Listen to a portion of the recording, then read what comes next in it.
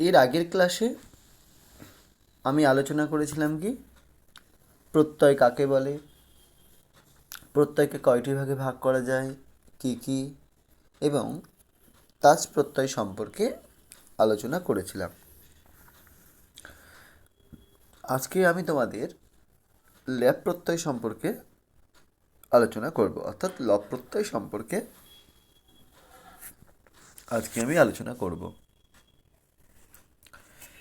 লব প্রত্যয় হচ্ছে একটি অব্যয় প্রত্যয়, ঠিক আছে। আমরা যেমনভাবে পেয়েছিলাম দুটি ক্রিয়ার কর্তা যদি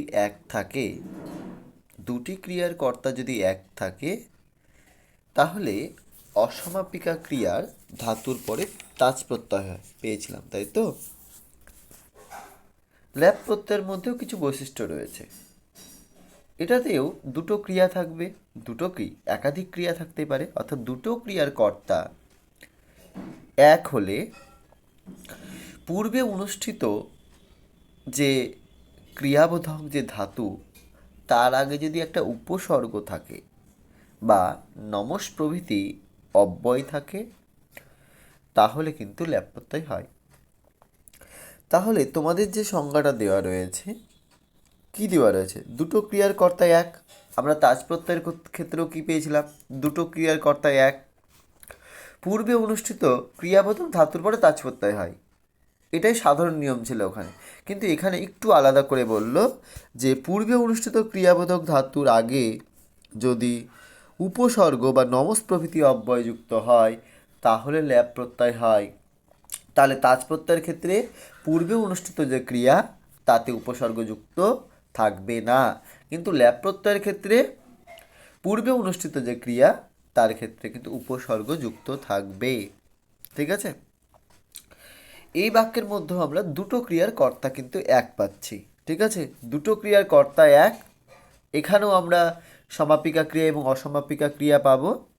এখানেও কিন্তু হবে যে অসমাপিকা ক্রিয়ার ক্ষেত্রে, অর্থাৎ অসমাপিকা ক্রিয়ার ক্ষেত্রে কিন্তু তাজ প্রত্যয় হয়ে থাকবে এখানে, ঠিক আছে, লব প্রত্যয় হয়ে থাকবে। কিন্তু একটু আলাদা করে বলা হচ্ছে এখানে যে উপসর্গ থাকতে হবে, অর্থাৎ পূর্বে উপসর্গ থাকতে হবে। আর যদি এই যে ল্যাব কথাটি রয়েছে, লব কথাটি রয়েছে, এখানে অবশ্যই তোমরা হসন্ত দেবে, ঠিক আছে।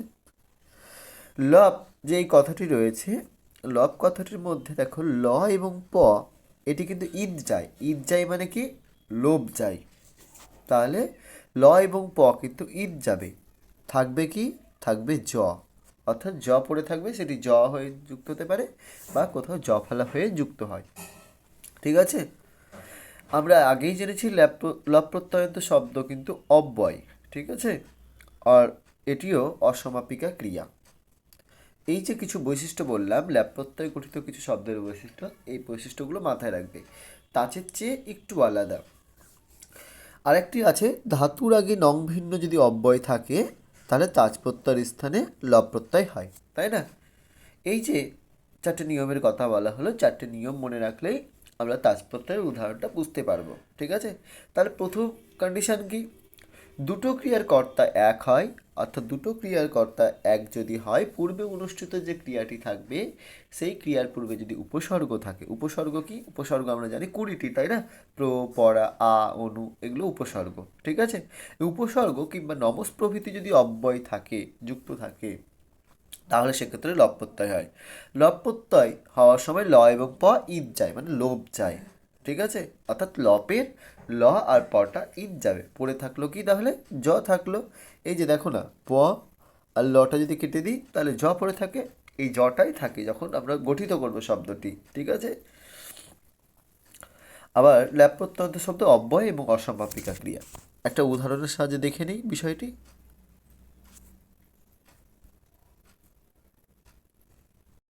উদাহরণটি কি দিয়েছি দেখো, উদাহরণটি দিয়েছি দেখো, বালক বিদ্যালয়ে আগম্য খাদিত্বা ক্ষেত্রম গমিষ্যতি।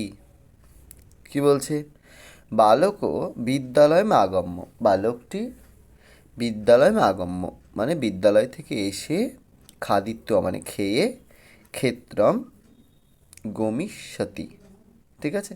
এখানে কিন্তু আমরা একাধিক ক্রিয়া দেখতে পাচ্ছি। বলেছিলাম নিয়মে দুটো ক্রিয়া, কিন্তু এখানে আমরা তিনটে ক্রিয়া দেখতে পাচ্ছি, তাই তো? বলেইছিলাম একবার যে একাধিক ক্রিয়া থাকতে পারে কিছু কিছু জায়গায়। তাহলে বালক বিদ্যালয় থেকে এসে আগম্য, তাহলে বালক বিদ্যালয় থেকে এসে আগম্য খাদিত্বা খেয়ে গমিষ্যতি, গমিষ্যতি, তাই তো? তাহলে বালক বিদ্যালয় থেকে এসে খেয়ে ক্ষেত্রম গমিষ্যতি, ক্ষেত্রম কথাটি অর্থ হচ্ছে মাঠে যাবে। এখানে যে এতগুলো ক্রিয়ার কথা বলা হলো, এর মধ্যে সমাপিকা ক্রিয়া রয়েছে, অসমাপিকা ক্রিয়াও রয়েছে, তাই না? এখানে সমাপিকা ক্রিয়া কোনটা? এখানে সমাপিকা ক্রিয়া হচ্ছে গমিষ্যতি, যাবে। আর বাকিগুলো কি ছিল? বাকিগুলো আগম্য, খাদিত্ব, এগুলো সব কি? অসমাপিকা ক্রিয়া, অর্থাৎ এর দ্বারা কিন্তু বাক্যের অর্থ এবং ভাব সম্পূর্ণরূপে প্রকাশ পায়নি। আর গমিষ্যতি এই ক্রিয়াপদের দ্বারা বাক্যের অর্থ ভাব কিন্তু সম্পূর্ণরূপে প্রকাশ পেয়েছে। ঠিক আছে? তাহলে এটা সমাপিকা ক্রিয়া, আগম্য খাদিত্ব হচ্ছে অসমাপিকা ক্রিয়া, তাই তো? বলেছিলাম কি যে অসমাপিকা ক্রিয়ার ধাতুর পূর্বে, অর্থাৎ যে ক্রিয়াটি আগে অনুষ্ঠিত হবে তার পূর্বে যদি উপসর্গ যুক্ত হয় কিংবা নমস প্রভৃতি অব্যয় যুক্ত হয়, তাহলে সেক্ষেত্রে কি করবে বলেছিলাম সেক্ষেত্রে ধাতুর পরে লব প্রত্যয় হয়। এই যে আগম্যের কথা বলা হচ্ছে, আটা কি এখানে? আটা হচ্ছে উপসর্গ। আমরা 20টি যে উপসর্গ পাই, প্র, পরা, সম, অনু, আ, এগুলোর মধ্যে আ কিন্তু একটি উপসর্গ। তাহলে গম ধাতুর পূর্বে কিন্তু আ উপসর্গ যুক্ত রয়েছে। ঠিক আছে? আমরা আগের উদাহরণগুলো যখন বিশ্লেষণ করেছি, সেখানে কিন্তু আমরা গম ধাতুর সঙ্গে তাজ প্রত্যয় করে কিন্তু গতুয়া করেছি। কিন্তু এখানে কিন্তু আমি আ গম তাজ করলে আগত্যা হয়, ঠিক আছে, কিন্তু বাক্যের ক্ষেত্রে এই প্রযুক্তিটা ঠিক নয়। এখানে দেখো আগম্য, এখানে কিন্তু লব প্রত্যয় করে করাই একদম সঠিক নিয়ম অনুসারে। ওকে, দেখো আ গম লব, কেন লব করলাম? কারণ পূর্বে উপসর্গ রয়েছে। ঠিক আছে? যদি এই উপসর্গটি না থাকতো, তাহলে কিন্তু আমরা তাজ করতে পারতাম। ঠিক আছে? তাহলে আ গম লব, তাহলে আ গম এবং লব, এই যে আ গম লপের কথা বলা হচ্ছে, তাহলে সেক্ষেত্রে দেখো যে আ উপসর্গ থাকার কারণে আমি এখানে কিন্তু লব প্রত্যয় করেছি এবং রূপটি করেছি কি আগম্য। এই লব প্রত্যয়ের ক্ষেত্রে কিন্তু আমার ল আর পই চলে গিয়েছে, দিয়ে রূপটি হয়ে গেছে কিন্তু আগম্য। তারপরেরটাতে কিন্তু তাজ প্রত্যয় করেছি। কেন তাজ প্রত্যয় করেছি?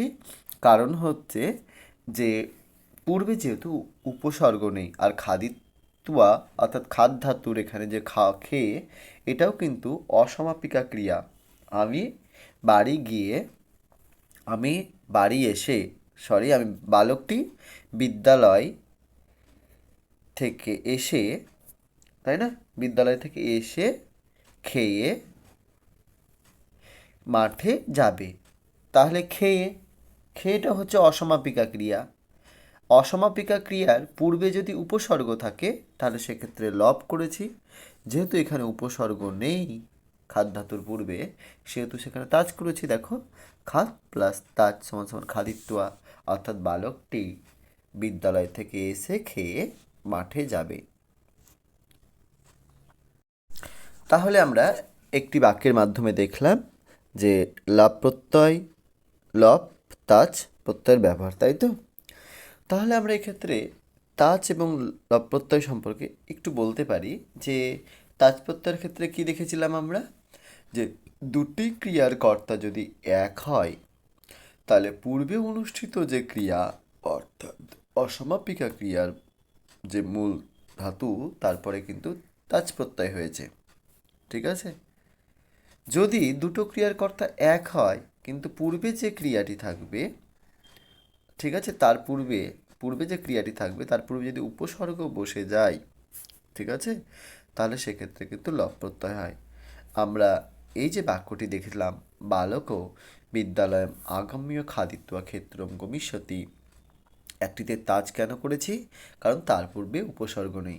অথচ দেখো দুটোই কিন্তু অসমাপিকা ক্রিয়া, ঠিক আছে, আগাম্য অসমাপিকা ক্রিয়া, খাদিত্বাও কিন্তু অসমাপিকা ক্রিয়া। আগাম্য তো ল্যাব প্রত্যয় কেন হলো? ল্যাব প্রত্যয় এই কারণেই হলো যে তার পূর্বে উপসর্গ ছিল। ওকে,